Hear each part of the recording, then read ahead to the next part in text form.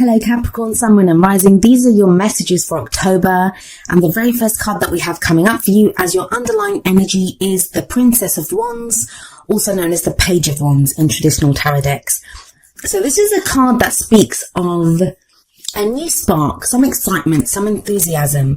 Pages or princesses in this deck, they are messengers, so they bring us messages. Sometimes this can be represent good news that we hear, but I always see it as very similar to the Ace of Wands card, but it's like going on a new adventure.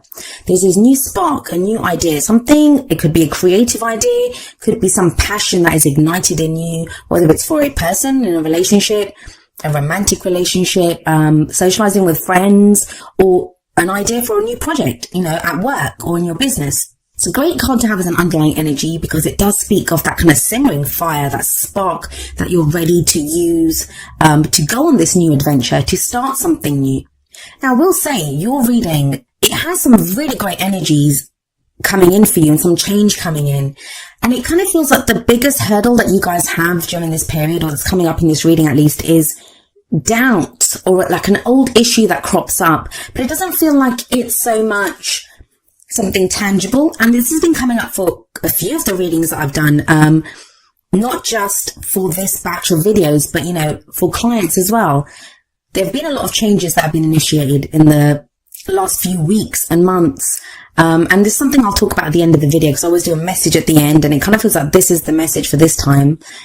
But sometimes like good things can happen, or we start to feel something, but doubt crops in, or our fears crop up and say, well, is this going to work? And it kind of feels like that's happening here because we have the Seven of Swords coming up for you at the heart of your reading. Now, this is often called the liar, cheat, deception card. Usually what we see here is someone who kind of creeps into this camp at night and is kind of sneaking away. It's the thief in the night sneaking away with these swords. Swords represent our thoughts, our ideas, and our beliefs. So this can say a couple of things, and it is a general reading, so the energies are going to play out differently for all of you. And remember, it's not always us. The energies can relate to someone else that we're dealing with, especially if the messages that are resonating in a kind of relationship area for you. But the Seven of Swords, yes, it can be lies, but whenever I see this card, it feels like the lies are revealed. So I don't feel like you have to suspect people of lying to you. It's more your concern is now with lies.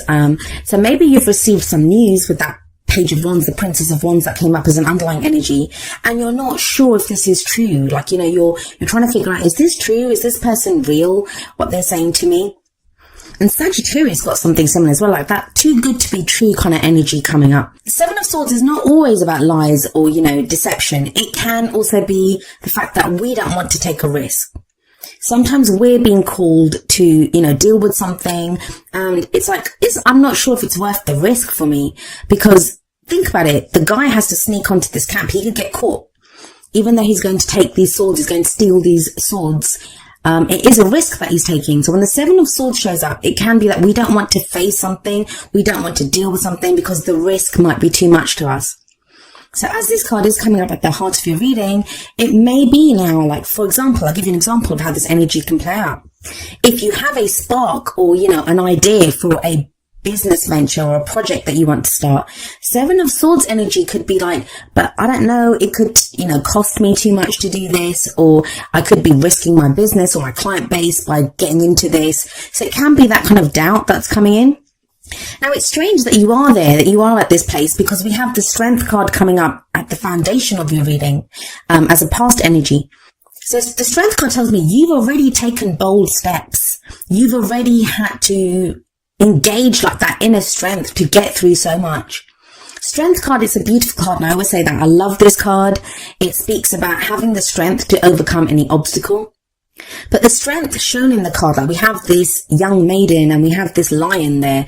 The strength, who's exhibiting the strength? Well, she is, not the lion. So, it's not about brute force. It's not about animal strength. It's not about forcing people to do things, or even being that kind of lion in our own lives, like roaring at people and stuff. Is not that. It's the strength shown by that maiden who has the courage to go up to this lion. And it doesn't occur to her that she can't subdue this lion. She does it effortlessly. Now, the thing is, as beautiful as a card as it is, and it is a great energy to have, it shows up when we need strength.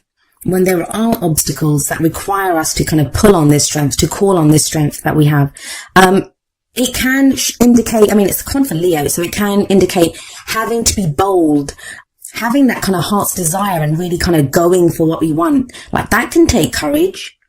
So it kind of feels like, you know, whatever you've been working towards, like you took bold steps towards some area, or there was some inner strength that you needed to get through a situation, to get through some obstacles. And it feels like whatever it was that you went through, it's starting to bring returns to you. Like, you're starting to see what you want from it, but you're not sure. That's with the Seven of Swords there. There's doubt here. Either you're doubting the information that you're receiving, or you're doubting whether you want to take that risk. And that can be difficult when we've put in effort, when we've taken bold steps, courageous steps towards something. And Strength card, it's the original name for the Strength card was lust. So, you know, it can be, and I don't just mean like sexual, kind of like lust, that kind of passion. It can be like a lust for life, a lust for work, you know, that kind of passion that we have within us to do something. And it takes us overcoming our fears to do it. And it kind of feels like you have been doing that. And a lot of what you've been going through is that. And it's led to this place of the Nine of Cups. And we have the Nine of Cups as a present energy. And I always say that the energy for the present, it's the main energy for this period. Of course, the energies play out differently for each of us. Some of us go with the energies. Some of us try to avoid them, or, you know, we need a little bit longer to kind of deal with them. Our own free will and other people's free will always affect how the energies play out and the timings that I've pulled the cards for October, but, you know, they can play out by mid-month, or, you know, stretch out into November. So they're going to play out differently for each of us, but the present energy is the main energy for this period. And you have the Nine of Cups here. It's the wish card. It's our heart's desire. It's having everything that we want. And even if we don't have everything that we want at that time, it's about knowing what our heart's desire is. And half the time, that's the battle. That's the battle. When we have the Strength card coming up and we're having to deal with obstacles, that's, you know, kind of a very reactionary energy, right? Because we're trying to focus our energy towards taking those steps that need to be taken, or dealing with whatever obstacles are there. But when the Nine of Cups comes up, it's very much kind of like knowing what's in our heart, knowing what our heart's desire is, knowing what makes us happy. Now, for some of you, with that Princess of Wands sat above the Nine of Cups, there's going to be some news that comes in that you have been absolutely waiting for. That this is what your heart's desire is. Some of you may be sending out that news. Like I said, it can play both ways, but it's something that you now feel ready to do, or you're ready to hear. And you get this kind of news that it's almost too good to be true. Like, this is what you've been waiting for. This is what you've been working towards. This is what you've needed strength to get to. This is that place. But then why is it that we have the Three of Swords coming up as a future energy? The Three of Swords, it's a card of grief. It's a card of heartbreak. It's a card of just pain. It's, you know, pain over this. Think about it. There's three swords going through a heart. But what I will say when the Three of Swords shows up is that those swords have been there for a while. They're old issues. Remember, swords represent our thoughts, our beliefs, our ideas. These can be the stories that we pick up from, you know, when we're children and we see our parents' relationship, or the relationships that we go through, or, you know, how we're treated at work. It's those stories that we pick up about what is true for us and what isn't. You know, the issues that we have, the emotional baggage that we pick up. All of us have them. Now, with the Nine of Cups coming up before this, and then the Three of Swords, this can sometimes be a kind of self-sabotaging energy, and we all do that as well. When this is too good to be true, like, you know, what's going on here, and you start trying to look for the pain in the situation, or, you know, what's not good in this situation. For a very small number of you, I'm just going to say this, especially if this is related to a love life situation. There may be some secrets that are revealed, or that, you know, someone's been lying to you or deceiving you. And like I said, that energy can play out both ways. So if any of you have been doing that with someone else, that could be revealed at this time. We have the Seven of Swords and the Three of Swords sat right there in the middle. But that's very few of you. And you'd think that'd be kind of like the overriding energy here, but it isn't. It isn't. Not with that Page of Wands as an underlying energy. Not with the Death card coming up next, and I'll get to that in just a moment. I feel for a lot of you, this is going to be that situation, and this is how I'm seeing it as, you know, you get into that situation where everything that you've worked towards seems to be happening. You're getting your heart's desire. You're hearing the news that you want. Like, you've got green lights now to start that project with the Nine of Cups there. But it's bringing up some old issues. Now, this could be issues of success, like, you know, that, where we doubt whether we deserve that kind of success. So like I said, it's self-sabotaging energy there. Or it can be, if it's a relationship for some of you, maybe you guys have needed strength to get through relationship problems that you've had, whether you're single, whether you're with someone. And now it seems like you're getting your heart's desire, or your heart's desire with that 9 of Cups. But with the 3 of Swords coming up and the 7 of Swords at the top, it's like that person lied to me in the past. An ex treated me this way, or I always get hurt, or there's always heartbreak, or I'm not ready for a relationship. And it's that energy where you're having to deal with these old issues that crop up. Every time the 3 of Swords shows up, it is the opportunity to remove those swords. That's why it comes up. A lot of times what happens is we'll get into a relationship, the old patterns play out, and it doesn't matter. The faces change in our love life. We date different kinds of people, but sometimes the same problems come up, right? And it's like, why am I always meeting people like this? Because that person comes into your life and they reflect those 3 swords that are in your heart. So you can deal with that shadow. You can do that shadow work. You can deal with whatever is there. Now, a lot of us, we don't remove the swords. The heart just heals over and we don't realize that they're there. They remain there until the next time that situation crops up again. Now, the reason I said that I don't feel like that negative aspect with the lies and, maybe deception, the third party situation, even it is 3 of Swords. And the third party, it doesn't have to be another relationship. It can be someone's focused more on their work. Someone's focused more on a child. Someone's focused more on, gaming or whatever it is, something else that their attention is on. I feel like that energy is only for a few of you because we have the Death card coming up as the advice energy. The crowning energy, it's how do we manifest those things that we want? How do we achieve our goals, our aims, our ambitions? The Death card is a major arcana card, and it sits under another major arcana card with the Strength card above it. Death speaks of death of the old, birth of the new. It's transformation, it's change. If this is to do with a job, work, a relationship, it feels like there's changes in that will transform. Even if it doesn't end, even if that relationship doesn't end, even if that work life or job doesn't end, it transforms into something completely new. Now, death, it's a transition. It's a slow moving energy. It's not something that happens overnight. So some of you may already be experiencing this, especially with strength above it. Maybe that's why you needed strength, because there's been the removal of these things from your life for a while. But the reason the death energy comes in and there's this removal of these things, it's to allow the birth of new situations, new people coming into your life that serve you, because those old things no longer serve you. And some of you have been, like I said, been feeling this for a while. With that strength card there, you've been dealing with this for a while. You've been dealing with the loss of that. And it feels like you're coming to the end of this. You're coming to the end of this transitional phase. And of course, it's called the Death card, right? With every death, even when we want change, even when we crave change, even when we've been working towards change, there's always grief for that what we've lost, because we get used to it. We are creatures of habit. It's always better the devil you know, right? With our situations, with the people that we know, we're used to those things. So when things change up, when our routines change, there can be this sense of loss. And maybe that's what the 3 of Swords is showing, that there is this kind of loss element of grief here, of the things that have been lost, the things that have been removed. But it doesn't limit the fact that you have the Strength card here, you have the 9 of Cups here, you have the Page of Wands. Those are very positive energies. Like, think about it, with the 9 of Cups there, that's your heart's desire. What do you truly want? What brings you that contentment? What brings you that happiness? And it's a 9, so you're almost at the end of that emotional cycle. If you want your heart to fill up with joy, if you're so close to getting your heart's desire of, knowing what your heart truly wants, then for that heart to fill up, you want to remove those swords, right?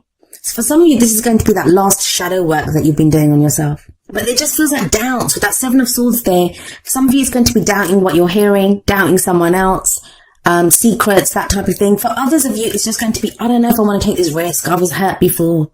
I don't know if this is right for me. But you can't stop death energy. It's that energy that rolls through our life.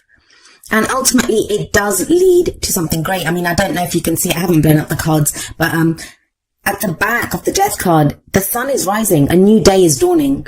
No matter what has been lost, no matter how dark things have gotten, a new day is dawning. There is hope here. There is rebirth here. There is transition here. Now let's have a look at how these energies play out with your oracle cards. The first two cards are going to be more kind of romance, relationship oriented. And the first one from the romance angels is express your love. Go ahead and make the romantic gesture. Some of you may have already done this with the strength card, and that's what's, your heart's desire. You now know who you want. And they're like a dream come true with that 9 of cups there.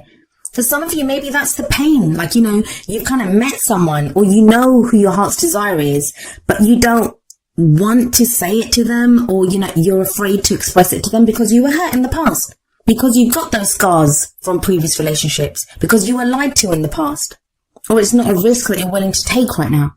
So some of you will be going through that. But the Whispers of Love deck, it says the heart of the matter.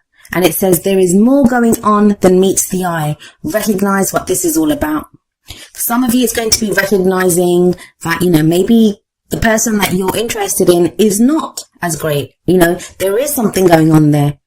I do feel like with the Death card, there is an opportunity for transformation here, for change. For others of you, it's not even going to be about that person. It's going to be about your own issues. Like, I've been hurt in the past. That person lied to me in the past. That person did X, Y, and Z with me in the past. That I don't want to do that again.